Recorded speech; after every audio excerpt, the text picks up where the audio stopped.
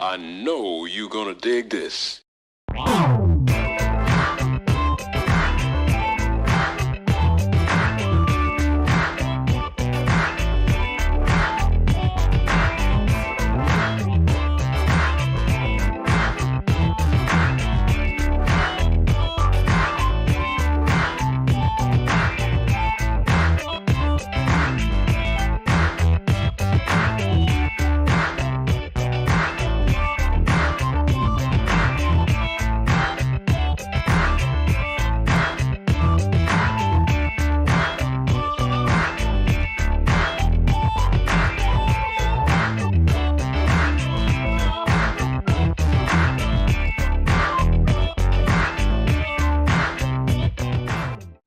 This is Rhine McLin, host of the Funk Music Hall of Fame and Exhibition Center's award-winning show, Funk Chronicles, recorded live here at DATV Studios in Dayton, Ohio. And now, my studio guest is the Mr. Jim Johnson, President and General Manager of WDAO Radio, 1210 AM, and God bless us, 102.3 FM. Welcome. Thank you so much. It's just so good to be here. And also, we appreciate the fact that we're able to stream live at WDAOradio.com around the world. You know, that is, we were so, the reason why I said God bless the 102.3 FM, that is something that was very recently happened in the last couple of years. Absolutely. As a matter of fact, December 2016. That was right before we did our annual Christmas feast. Right before the Love Feast. Yes, yes. Which happens on Christmas Day every year. Yes, it does. Okay. So, today on Funk Chronicles, and I'm just so honored that you took time to be with us, because doing Funk Chronicles in Dayton, Ohio cannot really be complete without including you, Jim Johnson. And so I want you to start off and tell me, how did you first get interested in radio, and walk me through your career of WDAO, because I can't remember you being anywhere else, but walk me through your career to where we are now, and include your funk stories. As a matter of fact, I appreciate the opportunity to be here to expound somewhat on my career, and I don't talk a lot about it, but I remember starting radio in 1970. I was at St. Clair College and then later graduate of International College of Broadcasting, and I wanted to get in radio. But even as a child growing up, we would watch the radio. As before television really became really of age, because black and white television was around. If you had one in the house, you were very, very blessed. We had one, but we would watch radio and listen to the people in there, and we would say, where are they coming from, and what are they saying, et cetera, et cetera, et cetera. But in 1970, after graduation, I went job hunting. I sent out some resumes, and back then they would ask you to send a tape of yourself, a production tape or an audio tape, letting them know how you would flow, how you would sound, how you would present yourself. So when I sent the audition tape out, I sent it to several places. I was able to get an appointment of a station in Springfield, Ohio.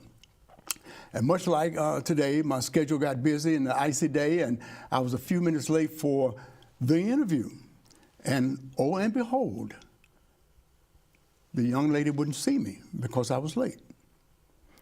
I was very, very upset, because early on I had gone to WDAO for an interview, and they said, well, this is really for teenage kids. We have kids as young as 16 and 17 years old, and you're a married guy. This is not your thing. You should maybe move on and do something else. And I was really, really hurt. So as I was driving from Springfield, Ohio, on my way back to Dayton, I don't know how I ended up on 68 and around and around and around. And as I got close to Xenia, Ohio, I got through Yellow Springs and got close to Xenia, I began to go up and down the dial. And once I was on the dial, I found a radio station. The guy said, Xenia, Ohio. Oh, it's a station in Xenia? And I stopped at, it was a Clark station. You might remember going back and forth to Central State University. As you come across from 35 on the left, going into town, there was a Clark station. Now this before before cell phones became of age, before GPS was a thing that we even talked. We had the maps then with the paper, you know. Yes. I stopped at this Clark station and looked in the phone book and found out where they were located. So I called the station in my most dignified way and asked for the program director. Well, he's in a meeting, and I said, et cetera, et cetera. So let me, can I send a tape over? They said, sure, why don't you drop one off, because he won't have time to see you, and he won't see you unless you have already presented an audition tape. The tape was there. I had one in my car and my resume, dropped it off, had to ask the guy how to get to Bellbrook Road, because over on Bellbrook Avenue was where they were located at that time. And a week went by, 2 weeks went by, didn't hear anything. Oh, and behold, I got a little antsy, so I picked up the phone and I called him. He said, well, I listened to your tape, but I don't particularly like your style. Oh, reason being, the AM was a middle-of-the-road kind of format, the Neil Diamond kind of sound. The FM was bluegrass, country, gospel music. So I talked him into allowing me to come in for an interview to sit down with him. We sat down and we chatted, and he became somewhat interested in the direction that I was talking about, what could be done and that kind of thing. He said, well, can you sell advertisement? I said, oh, sure I will. Had never sold an advertisement before in my life. So, because my dad always said, you always trying to do the best you can, make yourself and present your best self. Once we sat down and we chatted, he took me into the general manager, and the general manager said, well, we don't really have any black programming on here. Why don't we try you? They were signing on at 6 o'clock in the morning on the FM. We'll try you at 5 o'clock on a Sunday morning. And I went and did the thing live on a Sunday morning.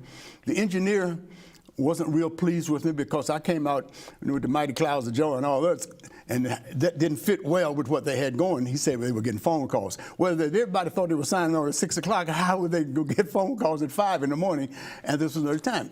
Time went on, so he decided to say, well, if you can really make this thing work, and if you're as good as you think you are, we'll put you on Saturday evenings. And this way you'll be out here and you'll make it work and you'll stand alone and then you can prove yourself. They were signing off at 10 o'clock. They put me on at 11. Gave me 1 hour, 11 to midnight. I became very aggressive. And I went after advertisers. And one of my very first advertisers was Concord City. Talked to Jerry Corn. Jerry Corn said, I like you. I'm going to help you. So he bought some spots, and the next one, of course, was B&D. So they gave me a couple to work with, and they were so impressed when I got back to the station, but they still made me start taping the program then. And then all of a sudden one day, I got another sponsor, and they couldn't put them on the tape.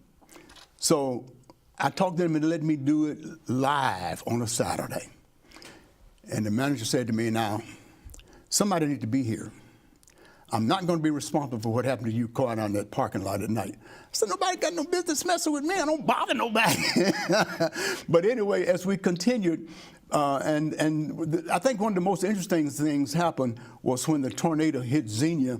Out of that came a good experience because they had a chance to see me interact and do live kinds of things. So that program grew from a 11 to 12 program where early on a Saturday, as one guy couldn't make it, I would then come in on Saturdays early and play the bluegrass gospel, put on the church programs, and then by 9 o'clock, I kept backing up.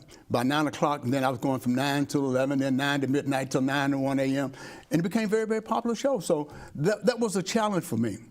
It went on, and a few years later, by 1977, I started getting phone calls because then WDAO was calling and said, who is this guy and what is he doing? Because the ratings are going. Up in Xenia? Yes. All right. Ratings started happening. So I received a phone call one night from the station manager. Said, man, we've been trying to get you to come over here for an interview.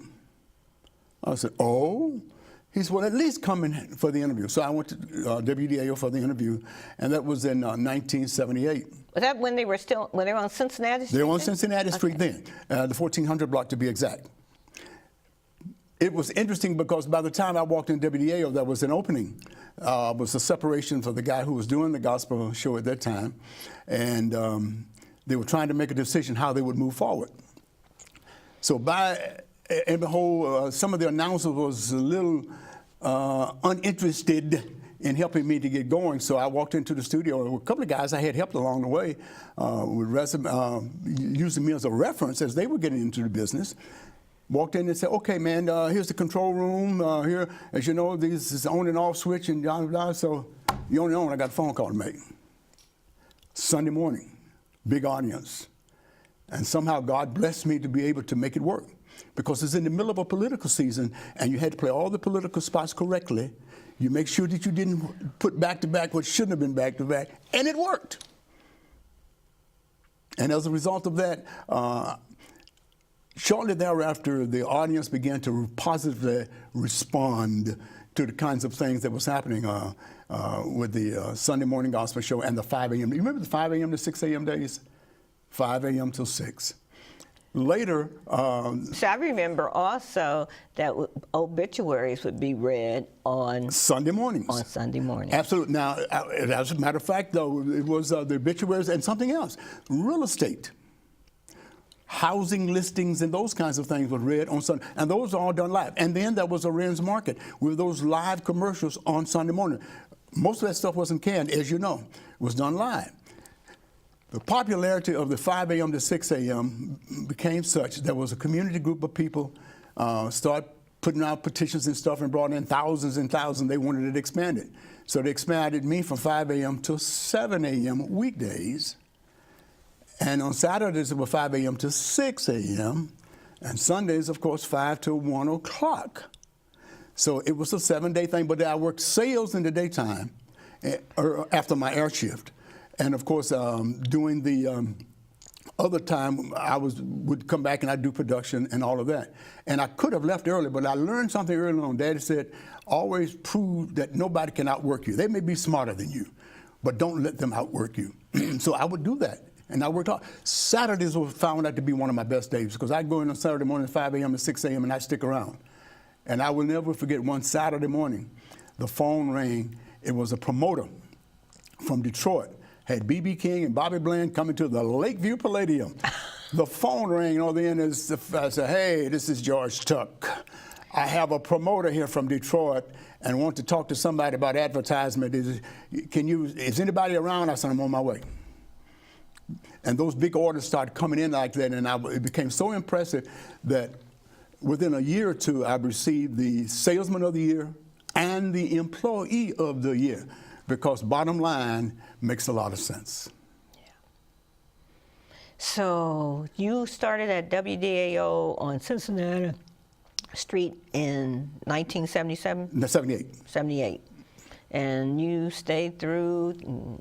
Changes. Well, in 1978, I stayed there until I received a phone call in 1984.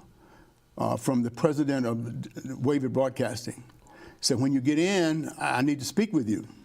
Because they were going through ownership changes then for a company out of Des Moines, Iowa, where the headquarters was located. He said, in a couple of days, I need you to fly to Des Moines. The owners of the station want to meet you. Oh. And then the plane ticket, he said, we're ready for you. So I left and I flew a few days after, I flew into Chicago where we had to stop because the weather was so challenging around the Denver area and Des Moines, Iowa. So waited 2 or 3 hours. We flew out of Chicago into Des Moines. So the president of the company picked me up at the airport. And he took me to the country club where we had lunch and stuff. When I got back, I talked to my bosses. He said, well, who picked you up? I said, the president. He said, he just sent a driver to get me. But interesting, at the meeting that we had, Mayor, at the country club, they kept putting out all the plans. This is what we're going to be doing, and this is what we're going to be doing, and this is where we'd like to fit you. I'd like to see you not leave. But this is what we'd like for you. They just wonder what the whole works. And it was almost there in front of me for me to take it or leave it. So they made me the station manager, thus becoming the first station manager there at WDAO, probably the first African-American station manager, or black station manager in the city of Dayton. Nothing that I planned to myself. I mean, through God and all the things that happened and all the people that came before me that opened those doors. And James Brown had a song, which one of the funk artists said, I don't want anybody to give me nothing, open up the door, I'm gonna get it myself. Somebody left the door open for me to get in, so I didn't have to open the door. The door was already open. So consequently, I could walk in, and I became the station manager. And after becoming the station manager, that went on from 1985 until 1987. I was walking up 3rd Street during the Martin Luther King Jr. March. Interesting, when we started doing the King March around the King season, I don't know why we were coming from downtown to West Dayton, but once we did it that way, from down around the St. Clair area, back up West 3rd Street. And I remember we got along there near College Street. I said to myself, I don't want to be caught later in life, woulda, coulda, shoulda. And when I got back to the office, I sat down and I wrote down what I wanted to say. I called the president of the company and said, if the station ever becomes available for sale, I want to go on record of trying to put together a plan to buy it. He said, I thought you were happy. I said, I am. But I wanted to make sure that opportunities were taken advantage of. And once the plan was put together, it was a challenge. We got started, it was an AM daytimer. Most people thought that AM daytimers wouldn't make it. As a matter of fact, when I was inducted into the Broadcasters Hall of Fame, one of the guys that were early on program directors, one of the biggest managers around the country, Ernest James, said, he and many of his colleagues kept saying, he's got to be crazy. AM daytimer is not going to work against all the big money and all the 24-hour stations in town, because every morning you got to usher people back in and they're going to leave you at sunset. And we were signing on as late as 7:15, as you know, and signing off at 5:15. So if a person was getting off of work at 6 o'clock and driving home, they wouldn't hear us. And if they were going to work and had to be there by 7, they still wouldn't hear us. So we had to come up with a program that would work within the middle of the day. And as we look at the kinds of programs that we do today, you will find that we found that if you come up with something creative, like information shows, for the audience that is available. You remember the old saying, use what you got? Yes. Get the most out of what you're working with. Some of those kinds of things I picked up from my parents as I was growing up. My dad was famous with the one-liners, and so was my mom. Mom had one that said, do good, good will follow you. And Daddy would always say, boy, be yourself, but be your best self. Even if you're a shoe shine, be the best shoe shiner you can be. But don't ever worry about it if you get knocked down, because it may not be your fault. But if you don't try to get up, it is. So you keep moving. So we're so blessed. And then, of course, as you know, and then we can get into some of the other areas of funk music, that how WDAO tied into a lot of that. As we mentioned first coming on at the top of the program, in December, we were able to find a way to maneuver a FM frequency to tie in with the AM frequency, and it's growing pains along the way, as in any small business, as any independent business, and in the kind of business that we have when it comes to broadcasting, there are not a lot of resources as far as information is concerned close by, especially in the African American community. I found myself having to contact people in other markets, and I found those people. And some of them would begin to sort me out, because if you look at the ownership of African American in the industry, as far as radio is concerned, and even TV, TV is worse than radio. Radio, we have about 3% African American ownership of commercial radio stations. But we are a larger percentage of the population, and we use radio more than any other race.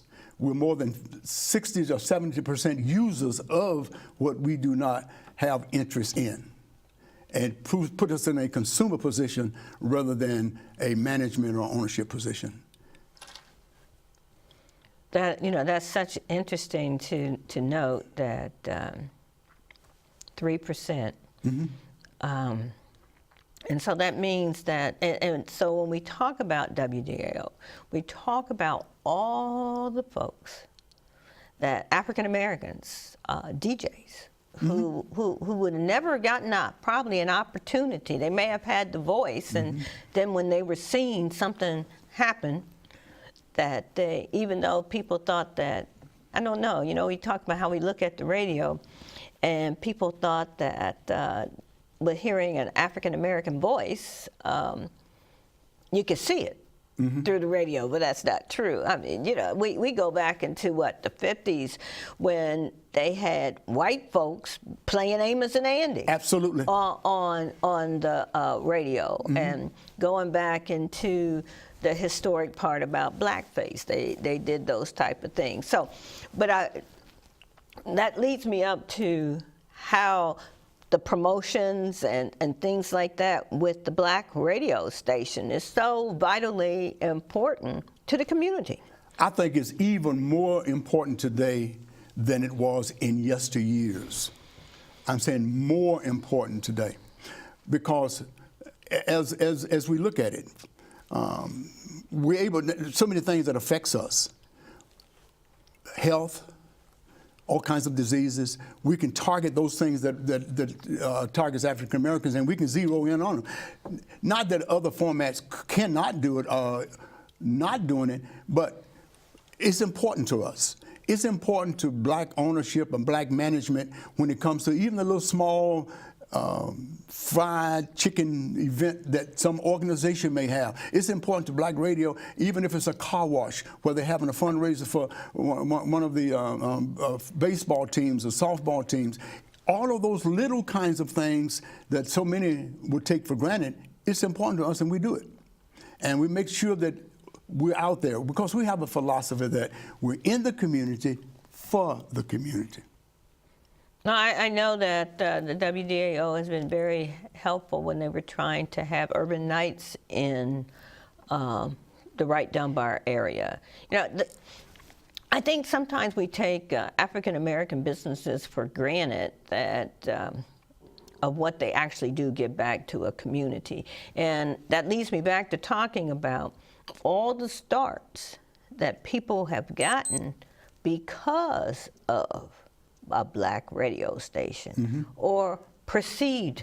You know, we have a lot of stations out there that are perceived to be black. But the disc jockeys that have come through there, you know, and you think about, Mac. Mac J. Pettigrew? Mac J. Even Barbara O. Barbara O. Yeah, I mean. Johnny Day. Johnny Day. And they went on, I mean, like Johnny Day went on to Chicago. But they got their start here. And even the Turk Logans that got their start right here in Dayton with WDAO. And some of them have never been anywhere. You take like Michael Ecton, you know, he celebrated not too long ago 25 years with being with WDAO. And he says all the time he never wanted to be anywhere else. He said as a child growing up and living on the Harriet Street area, he watched the towers go up. And that's where he wanted to be, and he was so blessed to be able to be there. And it created so many opportunities. I bump into people, or I hear from people an awful lot, hey, by the way, I worked at WDAO. And some of the names I'd remember, and there's been so many over the years. Many has gone on Facebook a few days ago. It was a young man that works for a radio station in Rochester, New York. Saw a posting that Michael had put on Facebook about the our 50th anniversary. 55th anniversary. 55th anniversary in September, right? September. Yes. And he said, by the way, remember I worked at WDAO when you guys was in West Town Shopping Center. And Michael came down and we looked back and said, oh, he did work there. But he works for a radio station now in Rochester, New York. And it just so many people, so many opportunities that come. Internships that we were able to provide. It was a young man graduating from college in Indiana. And he needed so many hours to graduate. And he couldn't graduate without being in the media, spending some time. we were blessed to have the facility where he was able to come in and spend his hours, and we signed the documentation. Consequently, he graduated. Had another young man from Ohio University that had to do the same thing. And there are many, many, many others that have come through, and we were able to be a part of it. Not just doing Black History Month when we do events, but also the Juneteenth celebrations, the Martin Luther King Jr., Dr. Martin Luther King Jr. holiday season celebrations. Whatever event is going on, if it affects our community, affects our listenership, we want to be there, and we do our very best to be there. Well, I know that, and so many people in the community know that. So now let's divert and talk about some of the funksters that you've come in contact through with interviews on the radio show, and how that played a role. I've been privileged to meet some of the greatest names in the business. I have a picture somewhere where I had a chance to meet James Brown. James came to the West Town Shopping Center. He sat down, he chatted with us, and I remember our station manager at the time, general manager, his name was Joe Whalen, after he had left the radio station. James called one day and said, you know, where's Joe? I said, he's still around, because he had gone on then to, with an advertisement agency, to work for one of the car dealerships. So I said, hold on a second, let me get him. I called him up and put Joe on the phone with him, and this was something he cherished all the way until the day he died. He said, James Brown called looking for me. And not just James, but some of the others, whether it's Zap, the Ohio players, and it's just been such a wonderful pleasure to be able to meet these guys and expose the music so many of them play. Most of the artists that came out of Dayton, music was broke by them on WDAO. Many times, many of them, the music was broke before I got there.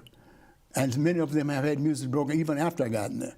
One of the members of the Isley Brothers, we received an email from him a few days ago when he saw the posting of the 55th celebration coming up. And it's just been great. I had a chance to meet Aretha, all of them over the years. As a matter of fact, I had a chance since then, I had a chance to go to Detroit. One Sunday, she was doing an event there at her father's church. Had a chance to go there and hear her do the gospel, along with the Reverend James Cleveland.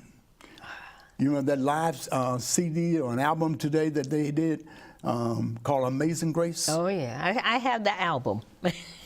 Oh, what an experience. Yeah. What an experience. It was. But so funk music has played an important part in the lives of so many people, and WDAO is proud to have been the vehicle for so many. Now, we didn't write the songs, we didn't sing, and we didn't participate, but we feel some kinship because we helped to expose some of them. And if you get a groundswell at home, you're able to pick up later. But if you don't get the groundswell at home, sometimes it makes it difficult to try and move into other markets. I want to thank you so much for sharing all of that valuable information about the history of WDAO. And I can remember once you took over, you were downtown. WDAO was downtown in the lower basement of a building. Then we went to West Town. And you were one of the first businesses in the Wright Dunbar. As a matter of fact, we were the first one in 30 years to renovate a startup business in Wright Dunbar. And you know, the thing that's really close to us and all of our hearts is that love feast that we do on Christmas Day. Oh, that just grows and grows, and I work so hard when I do make it. You know, and then we always have Shirley Murdoch generally stops by, and you know, she has a concert coming up in Dayton, and as a matter of fact, in a few days. Yes, and one of the things I think is so important that we promote her because she does a lot of good stuff in this community. She's a part of this community. And sometimes it's hard for an artist to be recognized in their own town. You can go, I remember being in Washington, D.C., and the mayor then, and I said something about Shirley. He says, "Oh, I love Shirley Murdoch. Do you know her?" And you know, when you and it was just such a warm feeling to know that she was so well respected outside of Dayton. And sometimes we take our hometown people for granted and not show them the love that they need. So I really hope that this concert that's coming up for her is sold out. I really do as well, because she kind of reminds me of, like I mentioned earlier about my parents having these one-liners. My mother, who completed high school, and my dad didn't, but they were famous with one-liners. I remember he and my grandfather talking one day out on the farm. My grandfather in Tennessee at the time, and they would gather all the wheat, the corn, and cotton and other kinds of things, but they leave the stalks in the field, and they would plow them over. I said, "Dad, why are you doing that?" He said, "Son, it is designed to fertile the land. The land needs to be fertilized for the next season, because there's one coming after this." So Shirley Murdoch is just like that. She's leaving something in the field. She really does. And my final question is, why do you think it's important to have the Funk Museum in Dayton, Ohio? Well, there's so many of the pioneers of funk music is from the Dayton area, and many of them are from Dayton, Ohio. So it would be a great honor for for Dayton to appreciate its very own. Yes, it would be. And we have to give credit to David Webb, who is the head of running for the Funk Museum, that took an idea and just went with it. Mm-hmm. And so, and you know, and I guess it goes back to passion. You know, Michael Ecton looking at the towers going up, mm-hmm. wanting to be in radio. You looking at the radio, wanting to be what's inside the radio, and coming full circle to the fact that, you know, WDAO will be celebrating 55 years. Mm-hmm. And still here. And still here. And we've even expanded. You know, I know that you had growing pains going through just being an AM station, but now I'm very proud to do the add-on to my little fluff and stuff, the 102.3 FM. Well, you know, it's said, the mind is like a garden. Fertilize it and treat it properly, and whatever you plant in it will grow. Jim gave me my first job at Davy D, Big Time Agent on the radio as a character. Jim Johnson did. Oh, with Marco. Marco. Yeah. He's in Atlanta now, as a matter of fact. We received a note from him about the fact that we're celebrating 55 years. Oh, well, good. Yeah. And I just want to say thank you, Jim Johnson, for your service. Thank you for believing in the Funk Museum, and thank you for sharing your history. This is Rhine McLin, host of the Funk Music Hall of Fame and Exhibition Center's award-winning show, Funk Chronicles. Until the next time, keep it funky.